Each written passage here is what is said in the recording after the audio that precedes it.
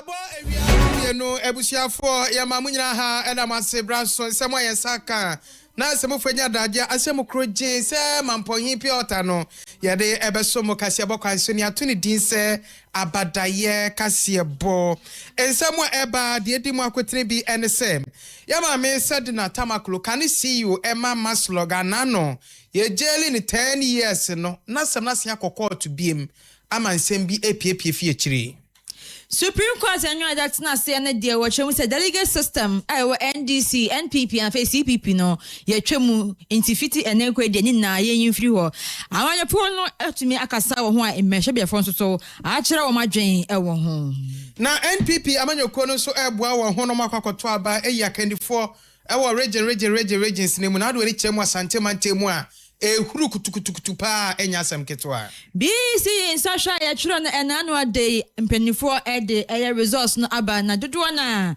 ena mpempren de yetwa wo mo resource no emu Ense pika we no ne yade basra no yemfama KASE3 Ghana Limited se opasa sia manso eni ho na nkrata sem dimo no KASE ena wo se odu ani etrefin kra kosita male wansase e wo man no afana bebi a yade esom kama ne bo no eda fom ye pa de odi yefo de odi sidan wadaroma fo eni eto yeso one KASE mpanyufo ni nkomo e wo 0302963740 0302963740 na one KASE3 Ghana Limited enka Jumekui ena eso yasene epia yen akenkan fo no me ejamintamene nana aba ejiba afika ya ho ene yenshensem no ase Mothers FM yes sompa ma yansha nsem na si free court ensensem emo ene appeals court eko asetra ne nyina eko wiese kane titre ni emma maslog sedina tamaklo ationo ne nsem no ena impenyi eko appeal ne nyina eko wiese nimsem dada sama amene yebo ne kwadu say causing financial loss to the state just say oman ni sika yede man no abra no ye maslog penyi so mfa mamma bodwa forum fanton ade no ena oman ne nkwanta chop wedi sika no enti yede ni gina adaka mbu on kwadu aputam de getam de ena o se ne ho mfa no okoyi wesakwasa no yare aba okweduo trom saa wadwane o mebiem enti yedi case ni wonachi ebua ne se onkode fiase emfrinhie du na aban sisa yandi sifo baaye na kakra yeso amaame no USA yede ne bepiem wo memu yede ne baaye dodo na ka maame no the prison bemu yeso wo shefiase security reasons inti yentimi nka so hyankafo ana so hyensanwem yo yedanse amaame awo ne yedi abenkwan ye krakra saa yenka bi hyemu ne se ne appeals court ekwa asetena no court ne nsam a woka ne se abra na yedi maame tamaklo ationu ensem no kwadubofo no aban wentimi ankyerɛkyerɛ mu ama na amro ntiase so se maame na yampa se abra no ye penyu oda masroga no odi sika ne senti kwan ya court ne fa so bu maame ne so kodam mfinhie edu no court ne ti enu ti maame no ye gya no ne hu so sa brobe wonfa ne hundi 10 years so wedwane o ye penachi no ni nyina court assignity ehun komodie eguso a ekoso na former deputy attorney general Alfred Chia Yaboa edna no atumi bie se yete omamu se ye kwetia proye kankan eni dwimudie na se ya ne ye bekọ ne dia ene ko a ye kwetia proye no enko ba bia. And I would say, even though I'm not surprised, I'm rather sad. Why I say I'm not surprised? I'm not surprised because I see it as a playbook, something that was well rehearsed and has been executed to perfection. In our fight against corruption, we need to, as a people, very careful of the decisions that we take. Things that we take today will hurt us tomorrow.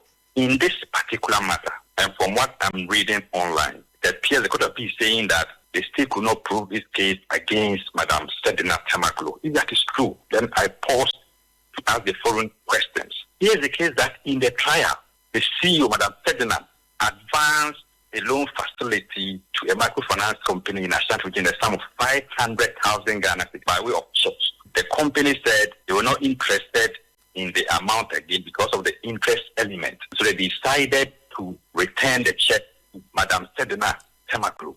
She requested that, no, cash the money for me. They cashed the money, came to Accra at a filling station, gave her the 500,000 Ghana cedis in Ghana must go back. She took the money and issued receipt on her own, but that money never went into the books of all these things were made available to the court. And if a court of appeal can say that with this strong and very potent evidence, the state could not prove any of the charges, that's what I'm saying. I'm very much sad. Ora Alfred Chia Yaboa ena yetering kane aban lawyer penyi abedi chire enono na emrenim ni Austin Bracco Powers edna no atwe biese ensamwa efa said na tamaklo ationo ehono eye ni kapa ohwe sera case ni start ye wodwane ye ya che no ye na ba prison ba yentimi nka edbesi sabre no aban hu ye ni kan keke enti sani court na akasa ma amene boni bi ene ne ho no enya nwanwa.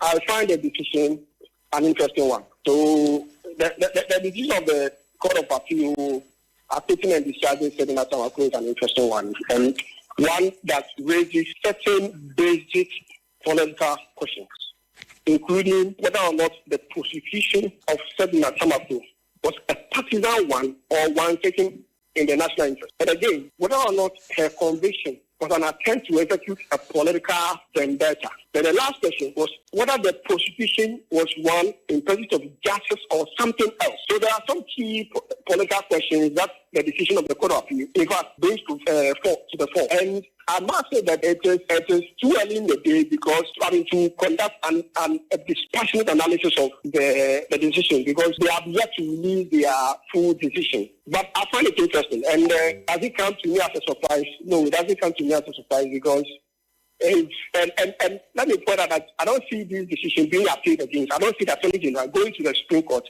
to appeal against the decision. And I say so because of the history of the Attorney General that we have. That within just in the early hours of this.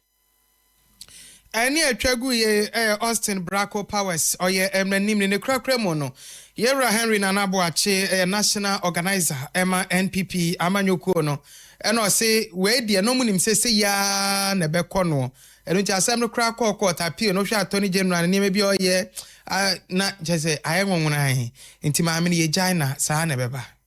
Thank you very much. This was expected. This is a well choreographed antics by the NDC to free Sedinam Tamaklo. And they have given the signs right from the beginning, from the time they put in their application for extradition.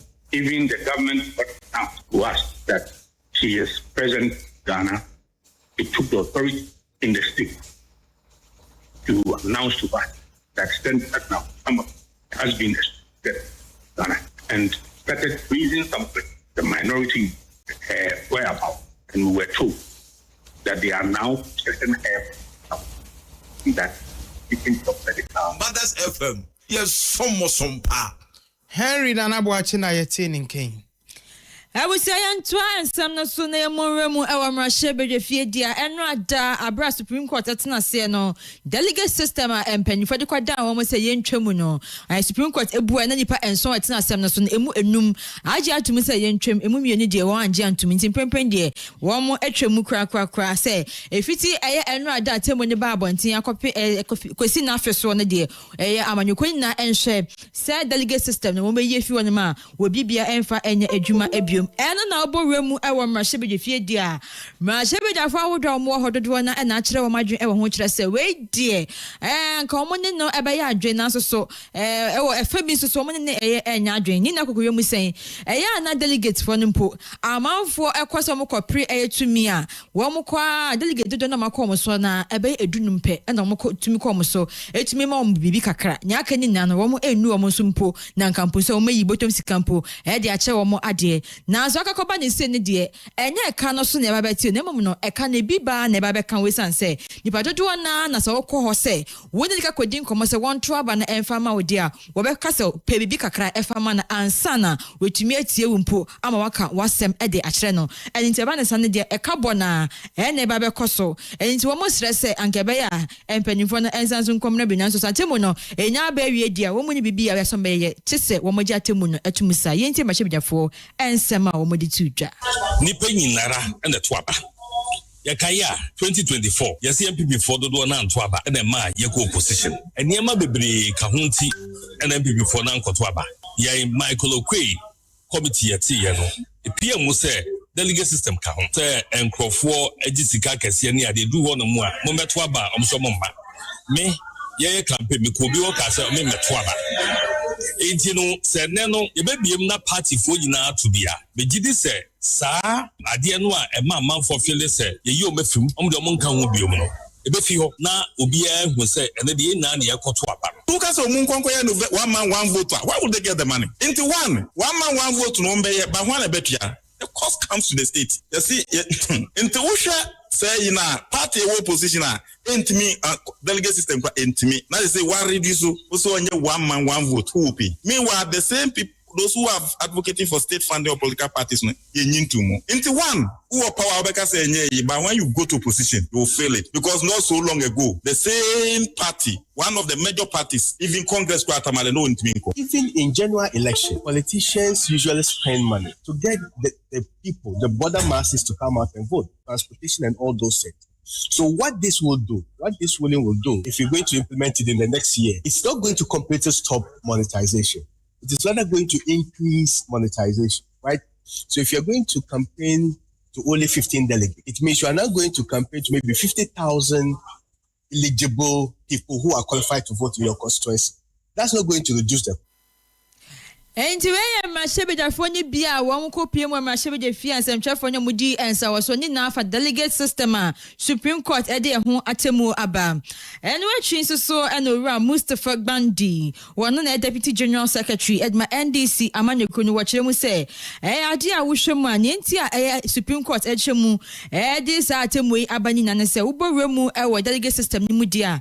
Not the Duana, as to say, Kevin Kebin, no Sisiana, a pro, I say, a conk. Our delegate system Munina can be and almost Sunday may Abanaso Ashima, ne baby be a sepa one a NPP Amanu Kunim and a crack. Nina can be and a professor from Pomboatin, a baby of coach Nasi into the Sabaman Penino, said delegate system me, who says down Koyi and Inti and also company for Ibia, one more assem no quadran Supreme Court Aman Pimpino, who say in Semina Ababe do say delegate system no yen to trim, so when you say a cat and a beba. It has its own advantages and disadvantages. The plaintiffs that have gone to court, they've had their own experience of what they constitute to be either a rotten situation or an excess of what they have experienced. You know, Mr. Nyao Tamaklo is a founding father, a member of the MPP. Professor Frempom Boateng, until recently, was a cabinet minister. At some point, he contested to try and be a president. Maybe they have encountered deep-seated, rotten democratic practice within the MPP to the extent that they believe that the delegate system is just a not. For us, on the other hand, perhaps we have managed ours in such a way that is better. The recent MPP presidential primaries, they actually widened the electoral college very wide. Even so, we saw money being shared. And so, if you ask me whether or not universal voting is going to, I don't think it will. What is vote by? We must be able to allow our laws. On my name for Mustafa Bandi, Nene Kokoti, Deputy General Secretary, Edma NDC. Yeah, that's why Jemu Amanyo Semo, na NPP on your corner Boabo, when you go for Yadoma August, or Mokotoaba, Eddie Yimpen, for Ombeda, Damantam, Ahodono Ano. Now, when it's Remo, Ewa Santimante Moa, Yasi, Ene, Uri, Aye, Giddy Pa. Ora Kwame, Adom appear, Onon and Prim or Etra for the NPP, Ewa Santimante Mo, or see one Kubim, Equinaba Dampine, into Adishia pre. Ora Michael Amwa Awuku Atrinity, say Wobejina, na Ninsamwa walk and say, or experience in the Shangun war, you'll be Timaka party no abum. Various levels of the party at the constituency. And so I'm better positioned to know which department is functioning properly and which is not functioning properly. The administrator, all the other departments will report to me before I also report to the regional chairman. So I bring to the table that experience. The 2028 election is what all of us must focus. This is family engagement. We should all try as much as possible to conduct our campaign in civility, with decorum, so that when everything is done and dusted, we can all come together as a family. Michael Amwa Awuku ena yetene nkano wa Prince Obey Secretary the Mind PP wasante mantemwenuachi ena Dr. Francis Adomako ono so ekyerese ohwe seni ade na kwena ono no koka bebre na wo party nim choba obeti team a wo behwe na saa wesi ni nyina omaka. I'm voted into power, I will ensure that I will take it to the regional executive committee so that at each constituency we've established what we call a conflict resolution team, so that the very moment any conflict or dispute arises, quickly it is solved before it does what? It escalates. Our duty bound, my focus is to do everything in my power to make sure Dr. Mahamudu Bawumia becomes president of the Republic of what? Ghana, and for us to have majority seat also in where? Ora Francis Adomako ena yetene nkano na Paul Yando enso ekyerese wonto abanemano na ono na obetimi aboa ama Dr. Mahamudu Bawumia agye akunya no 2028. Committed and ready to serve them so that the victory ahead, Dr. Bawumia must be president. And if he has to be president, he should be built on people. And I'm part of such. Paul Yandona yetene kane krakra mu no. Ena Dr. Frank Amwako hene. Mrs. Taneni pay enso na no atum bi ese ewom say NPP for na ye omade na enso ndisi yebeke bi. O se Paul Yandona mo nto abane ma no. Na afi so na enu echi no mo masumdwe emra. Because this is a candidate who says, so on until or tetokra a regional minister. So let alone say Obe lose the election. I said, me na asumdwe kwanam de yejuma. Mothers FM, yes, some pa. Yeah, to us way. Ya boy mu ewo humesia ensem emu ene nanu ada na BEC instruction no ekoso ewo omanga nemu hase na emofra omokotwro ye de na wo modosi papa wo mododo no 620,243 na wo motena ase a wo motwerɛtwerɛ ye na kyerɛ sɛ mantem dunsie ni na emu wo matwerɛ instruction na wie de na wo sɛ wa ekefo so etena se na wo make na afin so esonsunsuanso no wo mo ede babeto emontene eso na Prempren dear, why for Ed and Krata Ababato Emontin so dear. None your mokani na and say 2026 BEC in social year tray dear. Na mofrano, one would do na or ha any 105 candidates no one more than ye trim. Ye trimini na ye say apodji and then so ama ye chat one more and social no emu. Another chance so be more so subject ni be one so ye twetwetwemu. Then so mofra ye twa mu de no oha any edu enkron 119 candidates and almost so de ye twemum. I think so mo de ye twentwen so no eduanan and watch 48 and almost so prempren no ya twentwen wo mo ade no so egu so emu hwehwemu. Wa chere mu so mposa school ni bi wo mpopo a wo mo de mo fra nyina wo mo nyina tete school ni nyina mo fra kom kotwero mu nyina no wo mo na apodwie egu so emu nhwehwemu enti wo mo so sa mo fra no o mo de na empimienu ahanson any edenu mienu 2,722 students in Tukika school na bomudia school no so do 229 schools and womgu so wo mo hwehwemu se apodwie bi ekoso wo honom. Na sansem nyina no wayekefo head of public affairs ora John K Kapi one of this ensemi ababetu dwamgu so ensem hwehwemu mo chempo se na anu yada July busumi ewemu yi that also edwini back 21st July empenifo kwatena ase a omototo nyoma ehunu ekwan obefa so a saafo nyina no yebetwe womo aso into ye odisuani busy so hwe wutwere obigia na se results no ama womo chese ko Wamu website na eso na obohunu adekode potinti a so resource ye twema obohunu nti ye twem ewo ho se wo so den atwentwen so a obohunu wo honom sene be ya wo ma wayek ho ma be bok chenku wo honom na ma me dede bia wo ho na mom no obohunu se adekode poti wenti na ya so ntwentwen wo so in social culture na eso ensunsan so nti embushafo BC resource no empanifo nya ede aba ye hwanim se schools no ye betumi ama ho kwan na mofra na eyi nyamope na mato so akakusia ade. Yes, Ambo! Mothers FM.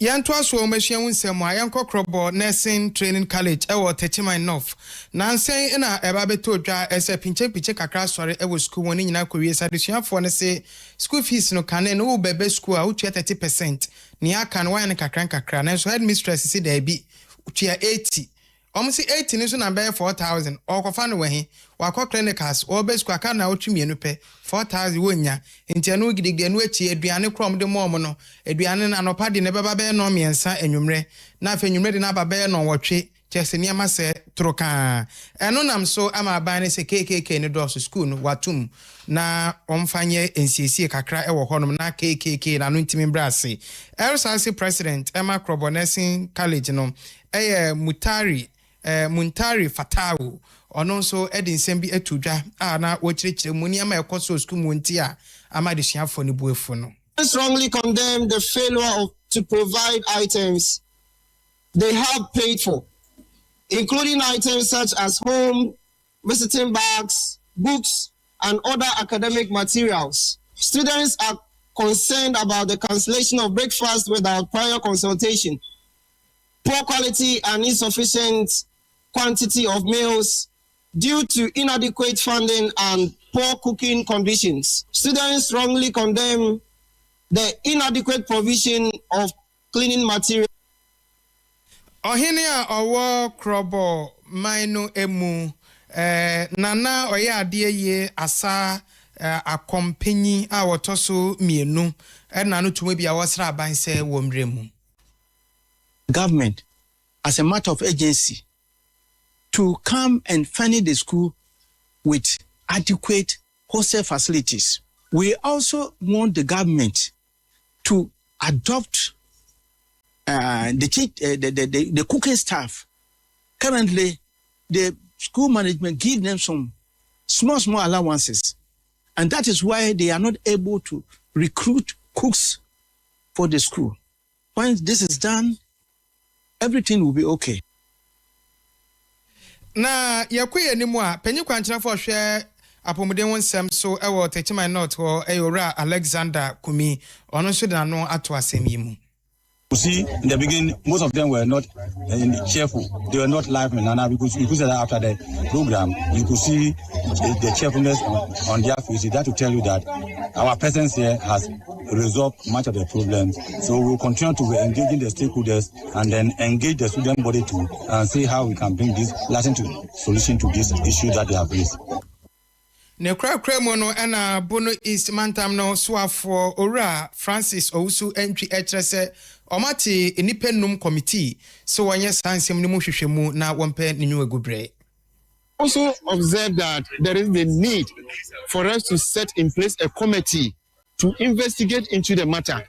So we've come out with a 5-member committee, one from the Regional Coordinating Council, the second one from the Ministry of Health, the third one from the Ministry of Education, the fourth one from Techman Traditional Council together with the board. They should give us one.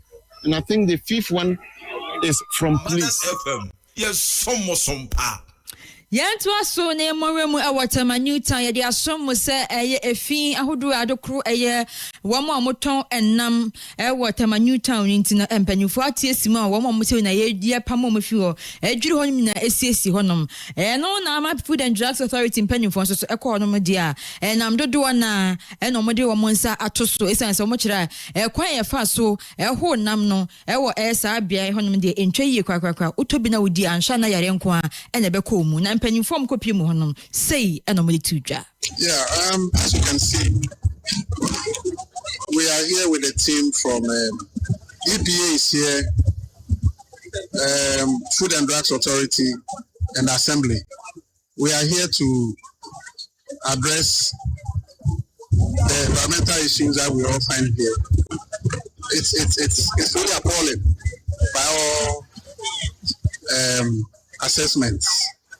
Currently, we are removing all those illegal structures behind here. You know, Tema is a traditional place. The indigenous Tema people are here.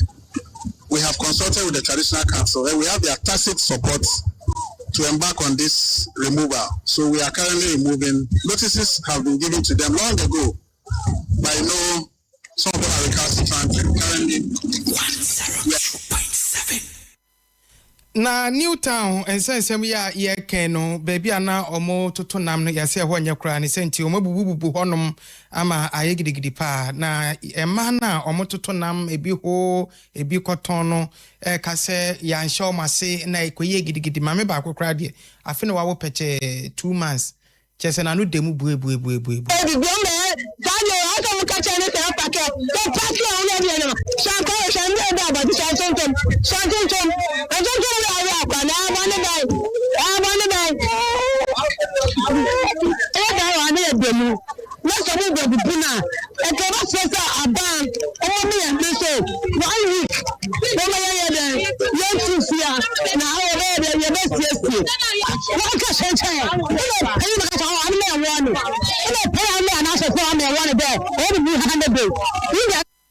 Adisi atotonam o tema Newtown na yete omonkana tema East Sub Metro Director ya oshapom de wonsam so Abdul Latif Amin and so ka se omobo omkokoma omonkrata so mu sheda no mu bu omani go so. They were notified.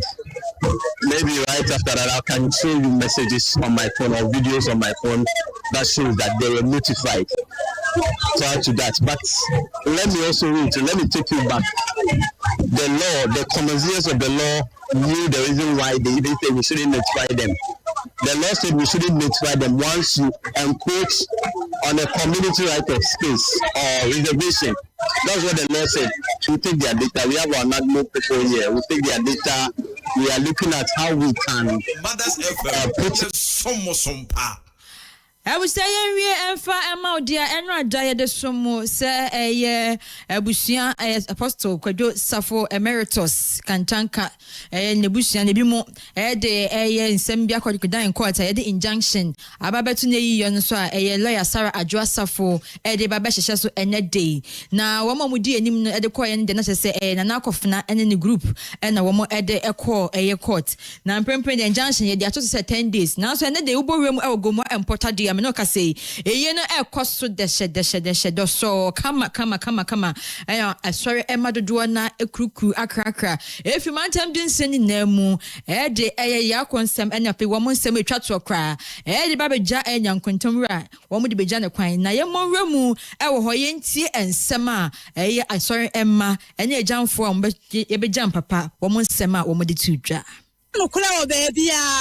Omwane kwashe kukuom na omukoye omupipa koye leader omunni leader bia nyame safo ni obi enche na ni onyam nyame ye ba ko pe onye leader ensu anto ye gire buche nyame dada na ni enim ya dia osayeye so wanyi na ya ense na nasafo di ye mu bi no ne hu yin aye enti ne so hu se mi ni nuanom gina ya bro be 15 UK for France Germany for America for Italy for yenyina yaba ya branches ni bi wo ho yenyina ne aka boma ya de yaba be share papa ni monyam san se eja bia wu a na sede emma sede ne se omo be share omo papa na ni monyam na fo o mo be bia o mo chese ewie ne maso ende kankanka yenyina yankopon tapu yeye no ene e koso life umpo ewie no e baso the flag na for mo tie na to bia mbobo no ho number boa ni njam ye papa apostle Kojo Safo why ye bia mama I was young for ya dear Sinachase no Emeritus Apostle Safo Kantanka ne no and Egusua Ekoso Gumo Empota. Na ya fast da PSC and Koma Kelele clothing, Wopenta, Papa and my papa lace Papa dear a Kelele clothing, one which are quine, Ewa Dimort bus stop, Ewa not Kanishi, Agbada Bubu, Nina, Wobe Pambi Ede Amawo, Freno Ewa 0541 849 257. So now when you Kelele clothing any ensa was so a person for a me Nana Aba Ejiba Mene Ejamin Tayadamase Ama Mumoni Shenitia Moji Hina was live worship etwaso.